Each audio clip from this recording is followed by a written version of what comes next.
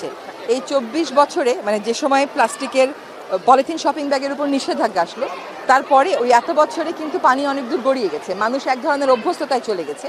এই সব কিছু বিবেচনায় রেখে সরকার নিয়মিত অভিযান চালাচ্ছে। এখন সুপার শপগুলোতে গেলে আপনি আর প্লাস্টিক পাবেন না, আপনারা সেই কথাটাও প্রচার করেন। আপনারা খালি কাঁচা বাজারে পলিথিন আছে এই কথাটা প্রচার করলে অন্যে অনুপ্রাণিত হবে যে ও রেখেছে আমিও রেখি। আপনারা বরং বলেন যে সুপার শপ থেকে তো প্লাস্টিক চলে গেছে, তাহলে কাঁচা বাজার কেন পারবে না? মানুষকে তো অনুপ্রাণিত করতে হবে। আমরা কঠোর হচ্ছি ইন দ্য সেন্স যে আমরা বাজারগুলো মনিটর করছি, যে কোন তিনটা বিকল্প তারা রাখবে এটা বলছি। আমরা এমনকি বিকল্প তাদের হাতে পৌঁছে দেওয়ার জন্য পাট মন্ত্রণালয় আলাদা উদ্যোগও নিয়েছে, যেটা হয়তো ঈদের পরে কাজটা শুরু হবে।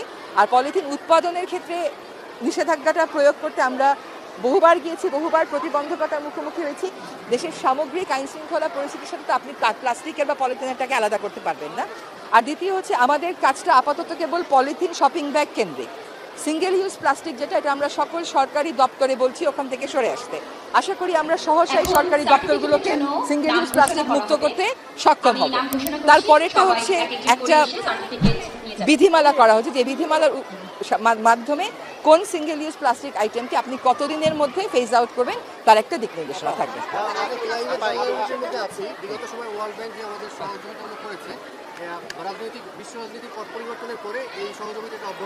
এখনো আছে, ওয়ার্ল্ড ব্যাংকের পক্ষ থেকে যে সহযোগিতা ছিল এটা অব্যাহত আছে, এবং ওয়ার্ল্ড ব্যাংক আমাদের বিশেষ করে উপকূল এলাকাতে এবং বায়ু দূষণে বেশ কিছু কাজে সাহায্য করবে। যথেষ্ট পর্যাপ্ত। বর্তমান বাস্তবতা তো 1-1.5 বছরের বাস্তবতা, সেখানে পর্যাপ্ত অপর্যাপ্ত তো কিছু নেই। আমরা তো ইনহেরিটই করেছি একটা সিস্টেম যেখানে সাম প্রজেক্টস আর রানিং।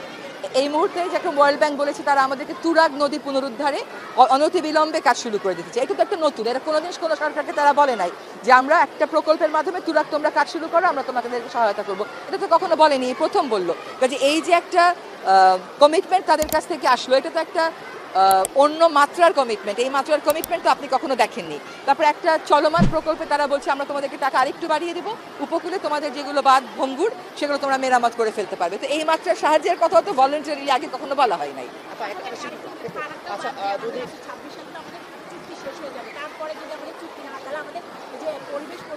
আচ্ছা, আপনি শোনেন, গঙ্গা চুক্তিটা স্বাক্ষরিত হয়েছিল মাত্র 4 মাসের প্রচেষ্টায়।